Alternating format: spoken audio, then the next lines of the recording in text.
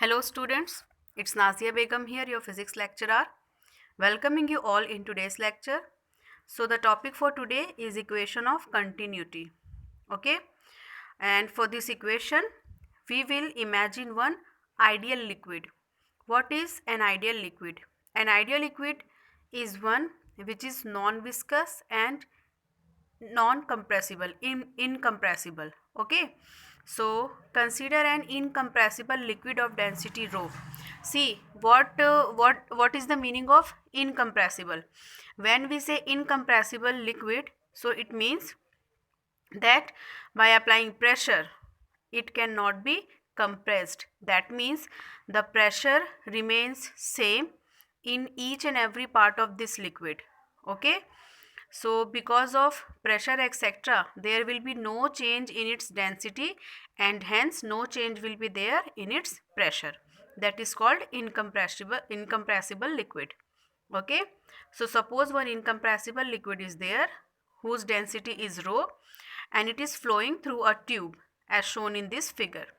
Okay, and in this figure you can see that in this tube this cross sectional area is different from this cross sectional area. Okay, it is a little bit broader. We are having A1 here. Okay, the area of this cross section is given by A1 and here a little bit broader cross sectional area is there which is shown here by A2. Okay, now let V1 and V2 be the velocities of the flow of the liquid at cross sectional A1 and A2 of the tube respectively.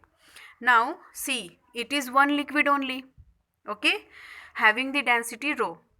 But when this liquid is flowing through this tube, so you can see that in this tube there is difference in cross sectional area. Okay, so this thing you can understand by one example. When you are watering the plant or filling your water cooler or washing your vehicle etc. Okay, for washing vehicle I won't suggest pipe, but imagine the case now that you are using a pipe. Okay, and from that pipe the water is flowing. Okay, so it is flowing with a proper speed. Now if you press the starting point of the pipe, okay, the part from where the water is coming out, if you press that part and makes the hole very small, so that time what happen, suddenly the speed of water increases and now the water can go so far. Are you understanding this thing? You all might have experienced this. Okay, when you are using a pipe to water something, so the water coming out from the pipe is having a particular speed. Okay, but if you press the opening part of the pipe from where the water is coming out, if you press that part and make the opening very small, okay, so that time what happen, suddenly the velocity of the water increases and then the water can go uh, far. Okay, in comparison with the initial condition, now the water can go at the far places also. Okay, why this thing happen? Because of change in cross sectional area. Okay, actually the thing is there that water is flowing with a particular speed. Okay, from a particular area, but when we change the cross sectional area, so whatever amount of water has entered at one place, that same amount of water has to come out from another place. Okay, so if we change the cross sectional area, so what happened, to manage the amount of water, the water increases its speed. Okay, let me explain you this thing by this tube only. So suppose here some amount of water has entered the tube. Okay, the same amount of water should leave the tube also. Okay, so here suppose the velocity is v1. Now as we go ahead, the cross sectional area is increasing, but the amount of water is same as here. Okay, so same amount of water should exit from this point. So that's why what happened, the velocity of water decreases, so that in a particular time same amount of water will come out. Okay, now in reverse order we can understand it. Suppose some amount of water is entering from this side. Okay, the same amount of water should come outside from this cross sectional area. Okay, so whatever water has entered here, the same amount of water should come out. Okay, from this point. So here the cross sectional area is more. So here, because the cross sectional area decreases but the same amount of water should come out, that's why water itself increases the speed, so that the amount of water at both the cross sectional area will be same. Okay, so that's why, because of change in cross sectional area, there is change in velocities as well. Okay, if we have larger area, velocity will be less. If we have small area, velocity will be more. Okay, now as I have told you that mass of the liquid which is entering at A1 should be equal to mass of the liquid which is exiting the tube at A2. So let's first derive the formula for the mass. Okay, so here you can see it is written there, mass of the liquid flowing per second through A1 is given by A1 V1 rho. Okay, now what is mass? Mass equals to volume into density. This thing we have discussed yesterday also. Okay, now volume equals to what? Area into length. Okay, area into speed, sorry, area into speed here. Okay, so here mass of liquid flowing per second through A1 is A1 V1 rho. In the similar manner, mass of the liquid flowing out per second through A2, it will be A2 V2 rho. Okay, now we know one thing, that whatever mass of the liquid is entering at A1 should come out from A2. So here we are putting them both equal to each other. A1 V1 rho equals to A2 V2 rho. Now we know that density of the liquid is same everywhere, because initially we have assumed that liquid is incompressible. Incompressible liquid means when the liquid flow through a tube, so whether the cross sectional area changes, whether the pressure changes, but the density of the liquid will not change. Okay, so here rho they will get cancelled. Okay, so finally what we are having? We are having A1 V1 equals to A2 V2.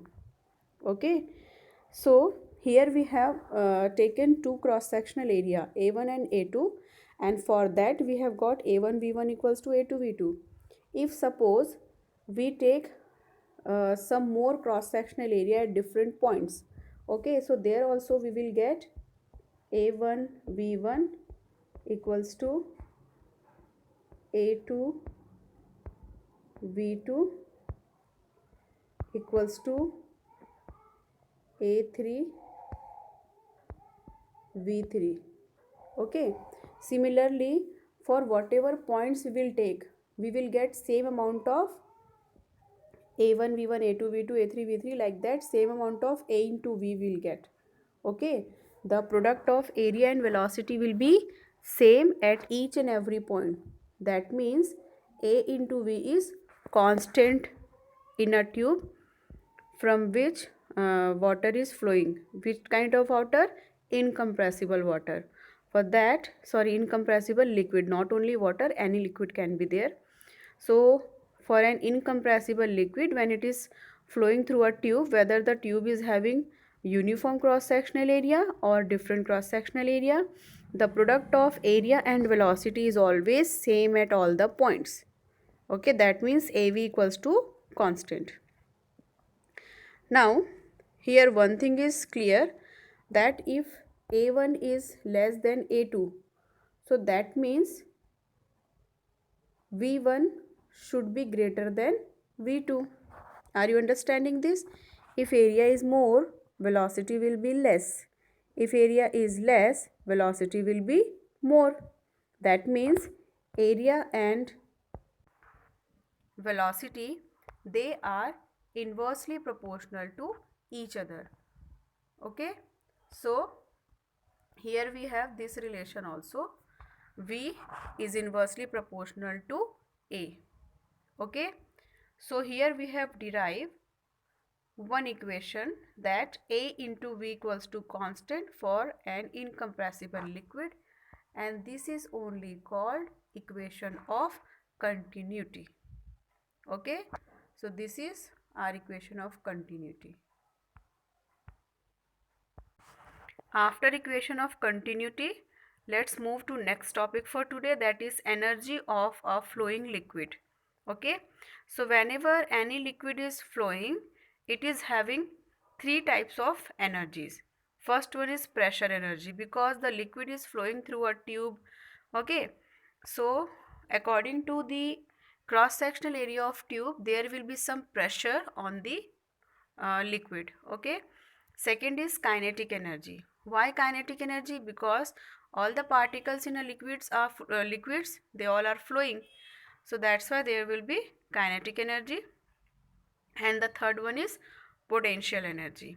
Okay, so because the liquid is there inside a tube, the tube may have any kind of position, and because of the position of tube, the liquid will also have any kind of position, and because of that it will have potential energy. Okay, so one by one we will derive values or equations for different energies. So first of all, pressure energy. It is the energy possessed by a liquid because of its pressure. Okay, then consider a liquid of density rho filled in tank to a height h. So here in front of you, you can see one tank here. Okay, and from the bottom at a height h, a liquid is filled there. Okay, the tank is provided with a side tube. Here you can see one side tube is there. Okay, fitted with a frictionless piston. Okay, so here we have one piston. And why it is frictionless? So that there will be no loss of energy, that's why it is frictionless. And the cross sectional area of piston is A. Okay, now let the piston be pushed slowly inward by the distance dx by applying an external force F. Okay, so here we can see this is the initial position of piston, and by applying a force F, we have moved the piston till a distance till a distance x. So here you can see, here you can see, okay, this is the initial position of piston, and after applying the force F, the piston has moved through a distance dx, and then this is the position of piston. And when we move the piston, there will be some work there. Okay, some work is done by us. So first of all, we will find out the volume of the liquid pushed into the tank. When we move the piston, so obviously some amount of water also will be pushed inside the tank. Okay, so that volume dV is equals to A into dx. Volume equals to area into distance. Okay, so area of the piston is A and distance of the piston travelled is dx. So total volume which is pushed inside, okay, total volume of the liquid pushed into the tank dV equals to A dx. It is given here. Okay, so work done on the pushing, on the liquid in pushing, dW equals to F into dx. Okay, now what is force? Force equals to pressure into area. So by putting that value, we have got PA dx. Okay, then here from this equation we know A dx equals to dV. So here we have finally we have the work dW equals to P dV. Okay, this is the amount of work done against the liquid pressure. Okay, because whatever pressure the liquid is having, by the same amount of pressure we have to apply, same amount of pressure we have to apply on piston to move that liquid. Okay, so the pressure energy per unit volume of the liquid will be total work done upon volume. So total work done here is PdV and the change in volume is dV. Okay, so by putting those values we have this equation. In this equation dV get cancelled, so we have P only. Okay, so pressure energy possessed by a liquid is given by P. Okay, hence pressure energy per unit volume of the liquid is equal to the hydrostatic pressure due to the liquid. Okay, about hydrostatic pressure we have already discussed in Pascal's law. Okay, if we have to find out the pressure energy per unit mass, see here we have derived, in this one we have derived the pressure energy per unit volume. That's why we have divided work by volume. If we have to find out the pressure energy per unit mass, then we divide it by m. So here PdV equals to m. By putting m's value, mass equals to rho, density into volume, that is rho dV. So we got P upon rho. Similarly, pressure energy per unit weight, for that we divided PdV by mg. So we have P upon rho g here. Okay, then let's move to kinetic energy. It is energy of the liquid due to its motion. See, simply kinetic energy is given by V equals to 1 upon 2 mv square. Okay, kinetic energy of mass m moving with velocity v is given by half mv square. So kinetic energy per unit volume will be half mv square upon dv. By putting the value of m, we got adx rho v square upon 2 adx. Okay, here on the numerator we have put value of m equals to adx rho, and here value of dv we have put as adx. So adx get cancelled and we have half rho v square. This is the kinetic energy per unit volume. Okay, then potential energy. It is the energy of the liquid due to its height. Normally, if any object is having mass m at a height h, so the potential energy is given by mgh. Okay, if we have to find out the energy per unit volume, so it will be mgh upon dv. Okay, then by putting the value of m here and v here and cancelling adx,